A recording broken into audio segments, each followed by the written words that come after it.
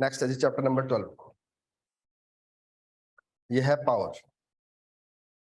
अब इसमें क्या आपने याद रखना है, इसमें जो इंपॉर्टेंट चीजें हैं आपको जो एग्जाम के लिए जरूरी है, सबसे पहले तो आपने ध्यान रखना है, एक तो क्वेश्चन मेंस में ना इन्होंने डायरेक्ट पूछते हैं, सिलेबस में इन्होंने मेंशन किया हुआ है कि रेवेन्यू जनरेशन क्या है हाइड्रो पावर पोटेंशियल से।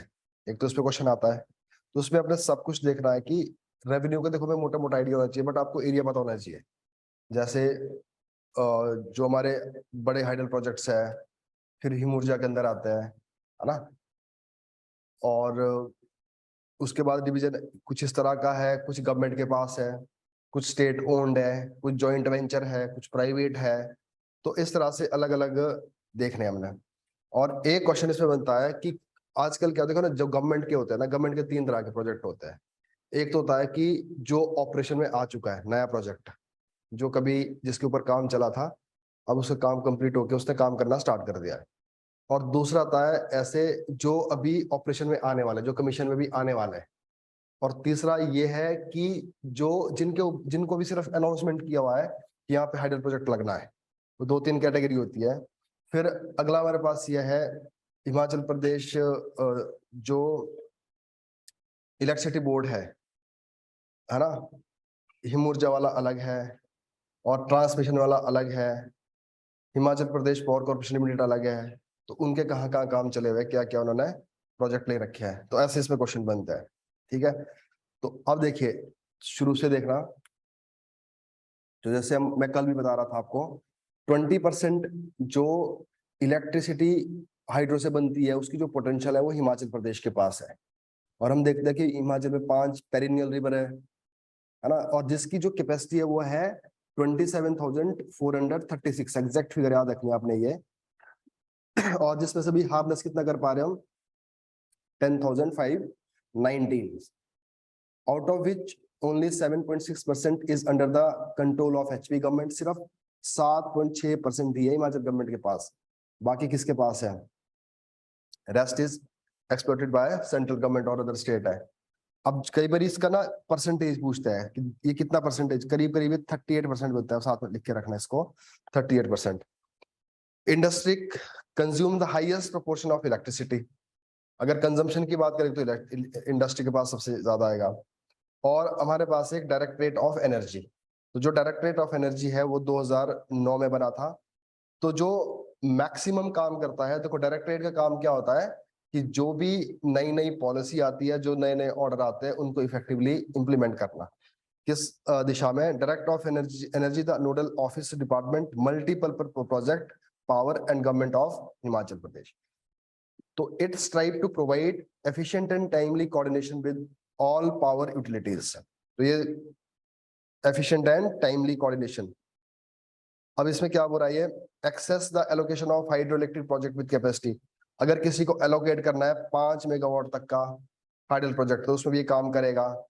टेक्नो इकोनॉमिक क्लियरेंस देनी है, hydro power safety, environment and social issue के ऊपर जो कंसर्न है वो सब कुछ ये देखता है।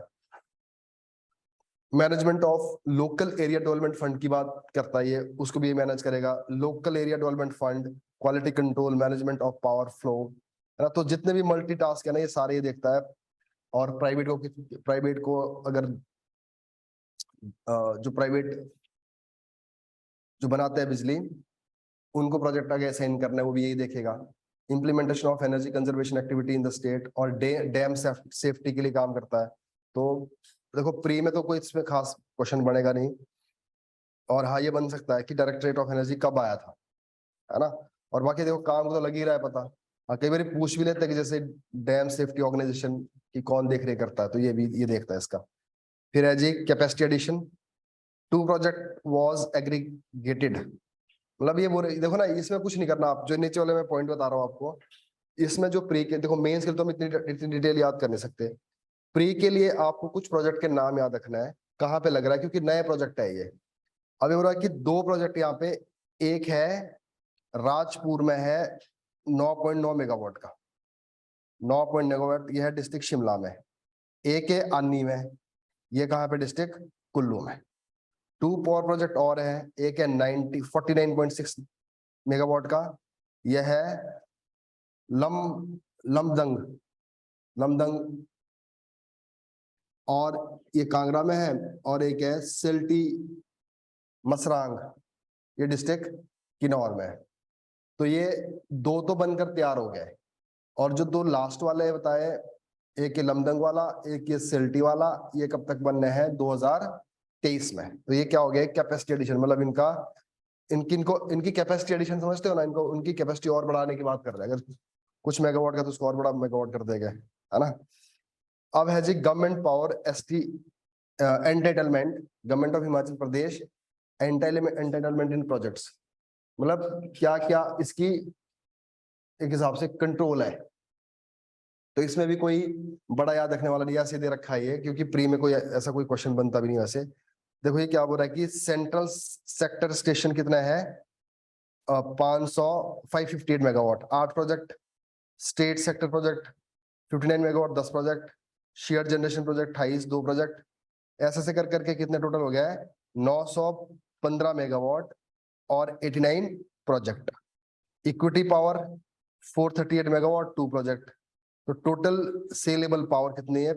1353 और 91 प्रोजेक्ट। मतलब सिंपल सी बात है, जो आजकल जो नए प्रोजेक्ट लग रहे हैं, जिसमें कितना होगा टोटल, कितना लग रहा है? 1353 का लग रहा है, जिसमें कितने प्रोजेक्ट लग रहा है? 91। अब इस 91 में क्या है कि सेंटर के 8 प्रोजेक्ट है, स्टेट के 10 प्रोजेक्ट है, शेयर्ड 2 प्रोजेक्ट है, प्राइवेट सेक्टर के 69 प्रोजेक्ट है। तो टोटल कितना हो गया? 89 प्रोजेक्ट। और इक्विटी पावर हो गई कितने? 2 प्रोजेक्ट। तो इस ये है, तो कहने मतलब है कि अगर आप यहाँ पे देखते हो, इससे हम ये इन्फ्लुएंस निकालता है कि सबसे ज्यादा किसके पास है भी, कौन काम कर रहा है? Private, 69 project. तो इसको मोटा नजर मारने इसमें, बाकी कोई इसके लिए ज्यादा रट्टे जमाने की जरूरत नहीं है इसमें। हाँ, हाइड्रो पावर की ये बोल रहा है कि जो आजकल नए वाले हैं, जिनके ऊपर अभी ऑलमोस्ट कमीशन होने वाला है, काम चलने वाली बात है। हाँ, है ना। तो एडिशन है ना, कैपेसिटी बिल्डिंग वाली बात हो रही है ये, ठीक है ना। अब है जी new and renewable energy. Wind का कुछ नहीं है अभी, सोलर के कितने हैं? 33 प्रोजेक्ट। बायोमास 0, वेस्ट एनर्जी 1, तो टोटल कितना है? 34 प्रोजेक्ट की बात किसकी हो रही है? हमारे पास रिन्यूएबल। तो इसमें जो सबसे ज्यादा कौन से है? विंड नहीं, सोलर। अब आता है state energy and climate change. ये भी बड़ा इंपॉर्टेंट है। इसको क्या कर दिया अभी नीति आयोग ने, पहली बारी ऐसा कुछ सोचा है कि हमें क्या करना चाहिए। एक इंडेक्स बनाता है नीति आयोग बनाता है इंडेक्स। अब उस इंडेक्स में देखता है कि कौन सी स्टेट कैसा परफॉर्म कर रही है, कौन सी स्टेट क्या परफॉर्म कर रही है। तो सबसे पहले तो आपने ये रखना याद है, state energy and climate index कौन निकालता है? तो ये होगा नीति आयोग। मतलब कहने मतलब है कि जब हम एनर्जी बनाते हैं ना, उसका क्लाइमेट के साथ क्या लिंक है। तो कौन स्टेट ऐसी है जो इतने सही तरीके से एनर्जी हार्नेस कर रही है कि क्लाइमेट का भी ध्यान रख रही है। तो जो ये इंडेक्स निकलता है, इसमें क्या करते इन्होंने, 6 पैरामीटर है इसके, और 27 की परफॉर्मेंस इंडिकेटर्स है। तो 6 पैरामीटर में क्या रखा है इन्होंने? Discom performance. डिस्कॉम समझते हो ना आप? Distribution companies. इनको दिया है रेटिंग में कितना? 40% इनका काम है। इंडिकेटर समझते हो ना? अगर हमने 100% पूरा करना है तो 40% किसका वेटेज है? डिस्कॉम का। उसके बाद है access, affordability and reliability of energy, 15% इसकी है।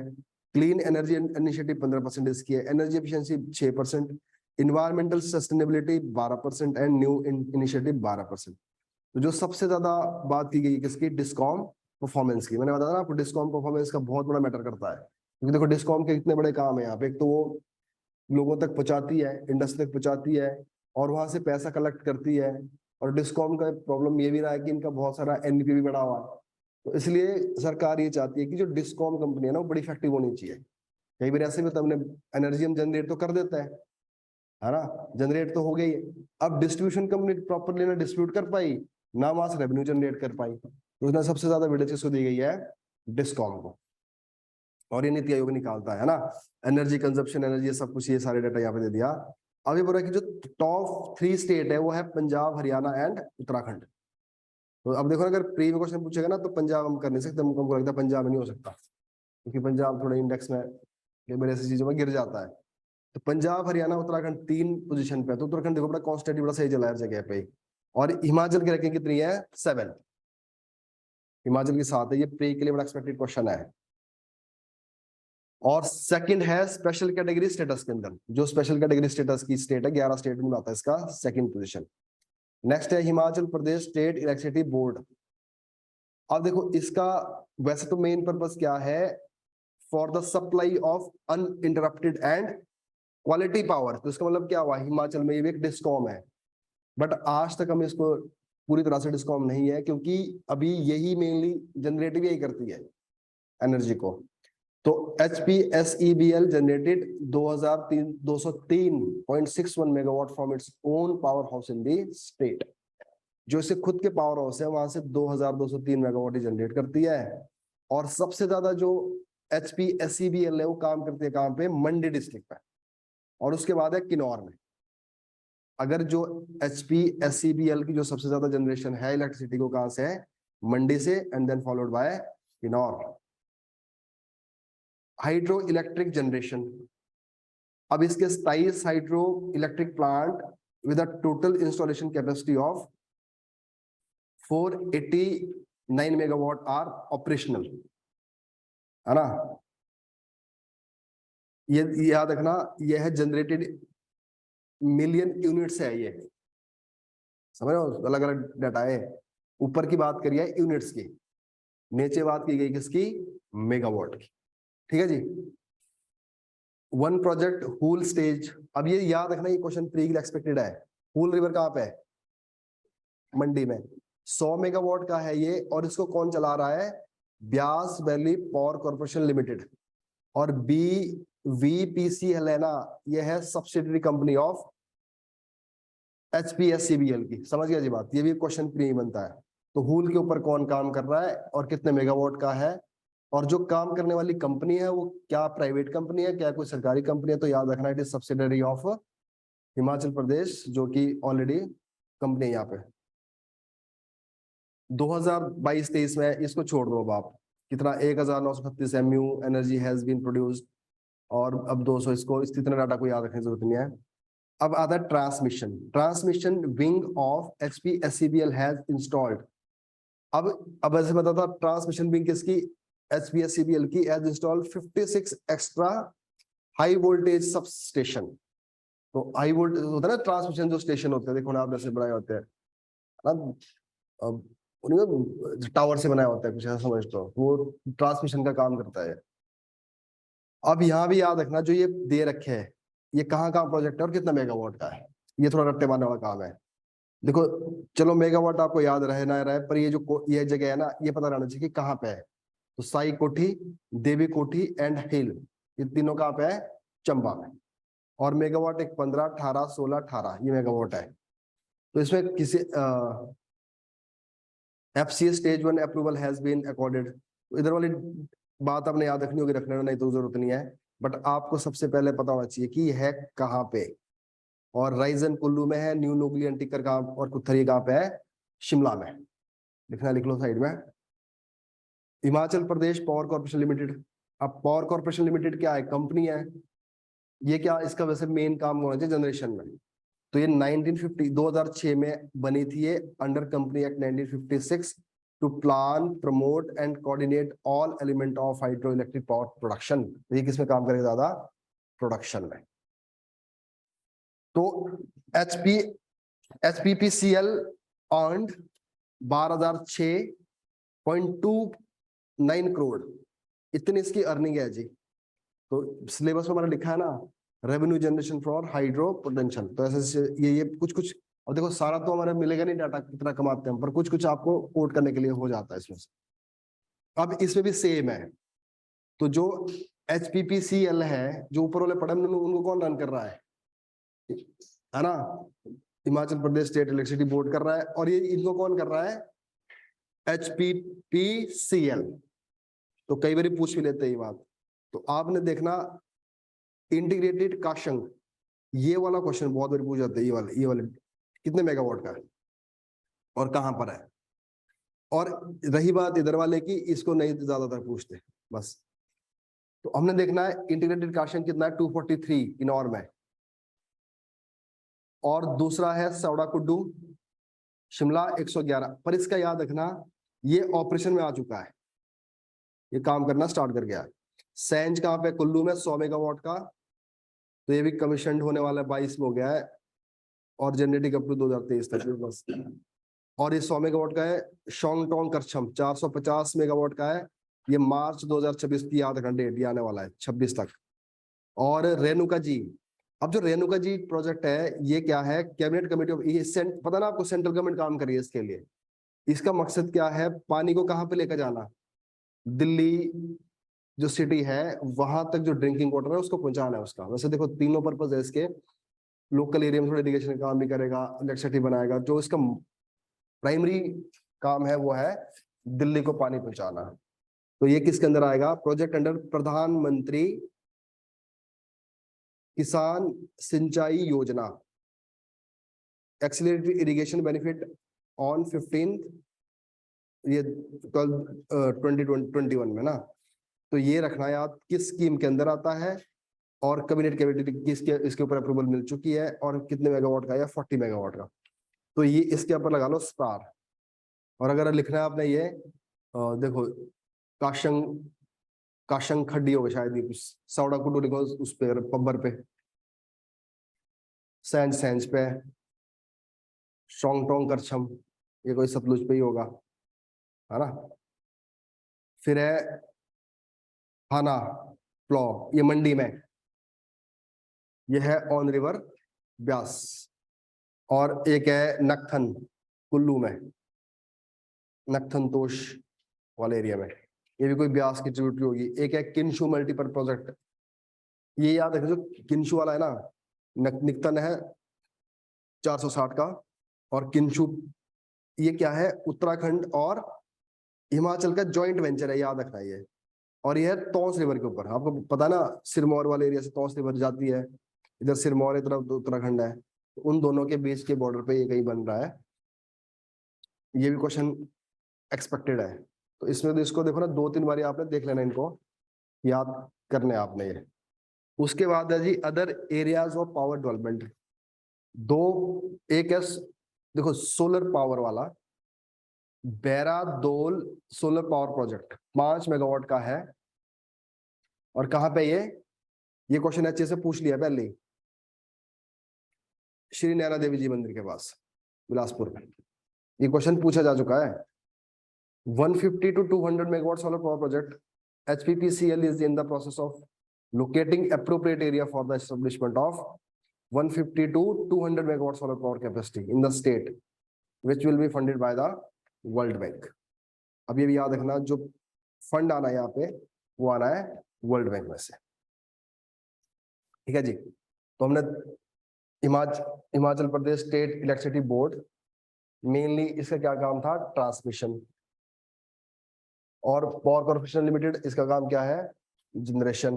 अब तीसरा काम हमारे पास मेन क्या रहता है, Himachal Pradesh power transmission corporation limited, जो ज्यादातर ध्यान किसमें देगा, ट्रांसमिशन में। और ये ट्रांसमिशन सबसे इंपॉर्टेंट पार्ट हो जाता है ना। The corporation is undertaking the government of Himachal Pradesh established with an aim to strengthen transmission network. इसका काम यही है कि ट्रांसमिशन नेटवर्क को स्ट्रॉन्ग कर रहा है। SPPTCL is discharging the function of staged transmission utility, coordination the transmission related issues, central transmission utility, central electricity authority, ministry of power। तो ये सारे काम करता है हिमाचल के लिए, तो ट्रांसमिशन का काम करता ही करता है, पर जो सेंट्रल गवर्नमेंट की अथॉरिटी है उनके साथ भी ये डील करता है। Government of India has approved Asian development bank loan, ये भी याद रखना, इतना लोन इसके लिए मिल चुका है। और cover the power system master plan, तो पावर सिस्टम मास्टर प्लान के लिए कौन दे रहा है, एशियन डेवलपमेंट बैंक। बस आपने इतना याद रखना लोन देने वाला कौन है। फिर है ग्रीन एनर्जी कॉरिडोर बना रहा है ये। अब green energy corridor to encourage green renewable energy generation, the scheme has been funded. तो याद रखना 40% ग्रांट कहां से आ रही है, ministry of new and renewable energy centre से 40% and partly 40% as low fix interest rate और 40% का क्या आ रहा है, लोन। लोन कौन दे रहा है, German development bank and rest from equity. तो तीन तरह से देखो ना, ऐसा समझ लो कि अगर सरकार चाहेगी तो कैसा पैसा जनरेट करेगी ग्रीन एनर्जी के लिए। 40% तो आ रहा है किससे, सेंट्रल गवर्नमेंट से ग्रांट। 40% कौन दे रहा है, लोन मिल रहा है कम रेट पे, और लोन देने वाली कौन सी एजेंसी है, जर्मन डेवलपमेंट बैंक। अब कितना बचा, 20%। 20% के चाहे तो सरकार क्या करेगी, शेयर इक्विटी बेच देगी, तो 20% उधर से आ जाएगा। तो तीन जगह से इसका मनी आ सकती है।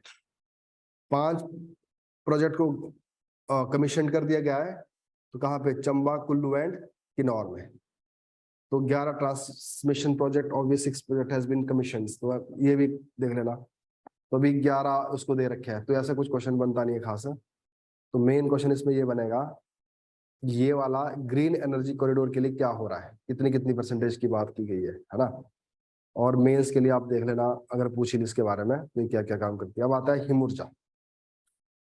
अब हिम ऊर्जा किस पे काम करेगा, it popularise renewable energy programme. इसका मेन टास्क क्या है, रिन्यूएबल एनर्जी प्रोग्राम को पॉपुलराइज करना, और खासकर सोलर एनर्जी और 5 मेगावाट से छोटे वाले प्रोजेक्ट्स, उसके ऊपर काम करता है। तो इसमें क्या लिखा हुआ है, the major programme implementing being implemented in the state are solar power plant project, solar photovoltaic lights, solar thermal system, small hydro electric project up to कितना, 5 मेगावाट। ये रखना याद। तो हिम ऊर्जा डील करते हैं किसके साथ, 5 मेगावाट के प्रोजेक्ट के साथ। Solar power plant since its commencement 18.86 megawatt of grid connected solar rooftop, तो 18.86 मेगावाट रूफटॉप पे काम कर रहा है। The result, this will result in yearly saving 12.50 crore and an offset of 13,240 tons of carbon impact in this state. कहने मतलब क्या है कि जो हम एनर्जी बना रहे हैं ना, सोलर एनर्जी, मॉनेटरी टर्म में 12 करोड़ हमारा सेविंग हो रहा है। और अगर हमारे पास सोलर एनर्जी ना होती तो हम दूसरी एनर्जी का यूज करते, जिससे क्या होता, कम से कम 13,140 टन कार्बन इंपैक्ट पड़ जाता। तो दोनों काम कर रहा है, तो इकोनॉमिकली भी हमें स्ट्रॉन्ग कर रहा है, और सस्टेनेबल एंड क्लाइमेट जो चेंज है उसके लिए भी है। फिर है जी small hydro electric project up to 5 megawatt capacity. Him Urja is responsible for exploitation of small hydro electric project. 5 megawatt के साथ भी कौन करता है, आपने जैसे भी न्यूज थी ना कि सरकार ने क्या किया है, 5 मेगावाट तक के जो प्रोजेक्ट है वो प्राइवेट के लिए अलाउ किए हुए हैं, हिम ऊर्जा के अंदर वो आ सकता है। बट जो 2 मेगावाट तक है ना, वो सिर्फ हिमाचली के लिए है, मतलब प्रेफरेबली किसके लिए है, हिमाचली के लिए। The private sector has been awarded 739 hydro projects, 7 project awarded on build, operate and transfer। इसका मतलब क्या होता है, हाँ जैसे नेशनल हाईवे नहीं होते, उसमें अपने देखो टोल लगे होते हैं, तो वो प्राइवेट कंपनी उसको इकट्ठा कर रही होती है। तो 20 साल के लिए कर दिया, तुम पहले बिल्ड करो, फिर 20 साल तक उसको ऑपरेट करो, अपना प्रॉफिट निकालो, और 20 साल के बाद इसको किसको कर दो, ट्रांसफर टू गवर्नमेंट। क्लियर है जी। उसके बाद लास्ट है इंपॉर्टेंट पॉलिसी इनिशिएटिव्स। तो क्या क्या पॉलिसी इनिशिएटिव अभी तक हुए हैं, हाइड्रो पावर पॉलिसी 2006 की है, of the state has served its objective, और after 15 year Himachal Pradesh has modified its hydro power policy, address the fresh challenges in hydro biomass. ये बात कर रहा है। The state has prepared a draft energy policy. अभी याद रखना, ड्राफ्ट इनका बनकर तैयार हो गया 2000। देखो अभी हमारे पास पॉलिसी कब की चल रही है, 2006 की, जिसको हमने मॉडिफाई भी किया है। New policy is being drafted for 2020। अब यहाँ पे हो रहा है कि इट एम टू हार्नेस। अब जो नई पॉलिसी हमारी जो बनेगी, जब ड्राफ्ट होगी, जब निकलेगी नहीं, अब लॉन्च हो जाएगी, इसका जो मेजर टारगेट होगा वो होगा कि हमने 10,000 मेगावाट बढ़ानी है अपनी बिजली में। कहने का मतलब है कि अभी सिर्फ हम जितना हमारा पोटेंशियल है उसका सिर्फ हम 10,000 ही हार्नेस कर रहे हैं, अब 10,000 और करना है।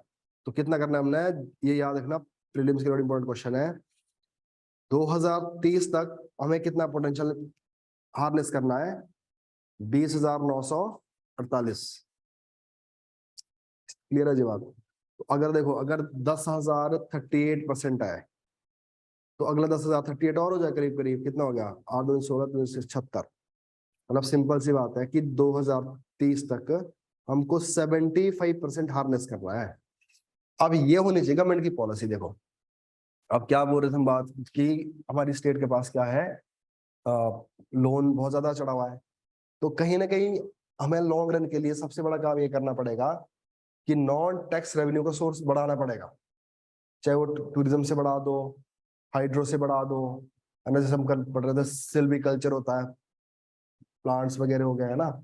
ऐसे बहुत सारे एरियाज है जिससे रेवेन्यू बढ़ाया जा, जिनमें से एक कौन सा है ये वाला। देखो यहाँ टारगेट भी दे दिया आपको सीधा सीधा ही। ठीक है जी बात।